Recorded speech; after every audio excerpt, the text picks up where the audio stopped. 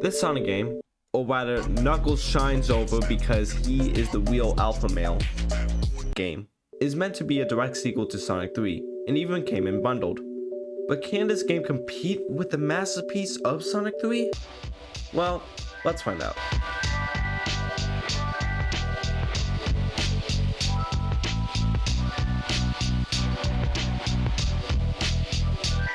Now, this is the first Sonic game to have multiple stories, and even though you play through the same stages, with the exception of Sonic having one extra zone, both characters have completely different arcs, which is a pretty hard task to do with the limitations, and I love this detail.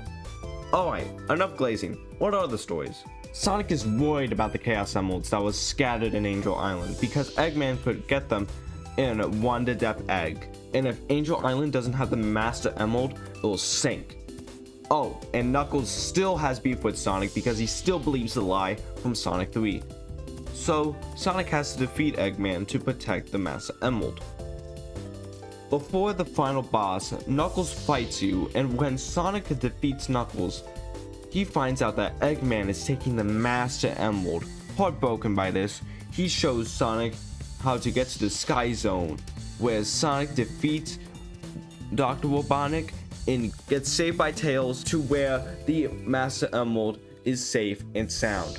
Talk about a power of friendship. Somebody threw a bomb and is trying to invade Angel Island, and Knuckles doesn't like that, so he tries to destroy him.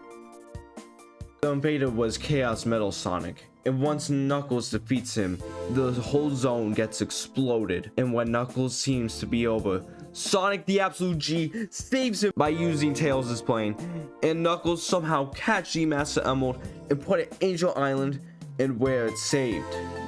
Wow, this story was actually a banger, bro. Okay, this was by far the best story out of any Sonic game we played so far.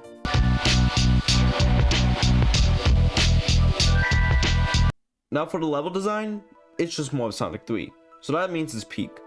And the bosses, in my opinion, are definitely a step up from Sonic 3, so that's also a plus. But Tails is now unplayable, but Knuckles replaces him and has some new abilities. Now he has the same disadvantage as Tails in Sonic 3, given that he can't really use the power-ups abilities that well, but he can collect the Chaos Emeralds, so that's good at least. Now for the abilities, he can wall climb and glide, which helped me out a lot, and I like playing him a little bit more than Sonic. However, I think that's because the power-ups here are a bit more useless than they are in Sonic 3, given that there's less fire and less electrical attacks being shown here.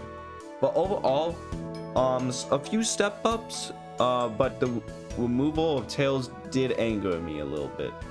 But it's not really that big of a deal because Knuckles is such a fun character to play as. To get a bonus stage, you need to collect wings and hit a checkpoint.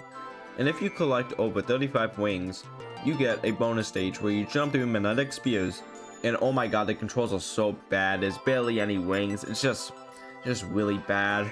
However, if you collect 25 to 34 wings, you get a gambling stage. Oh yeah, where you can spin dash through a slot machine and win or lose a bunch of wings. And this is the best bonus stage by far, peak bonus stage. I mean, it's gambling, bro.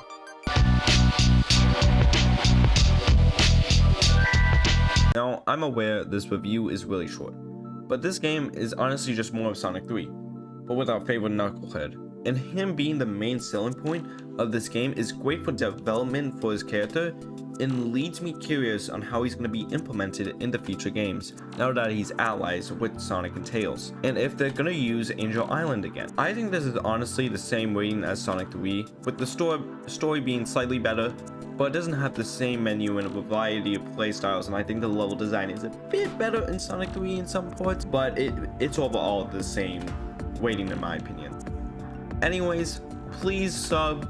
Only like 6% of you are watching that aren't subscribed, so please, I want to get to 500 subs at the very least.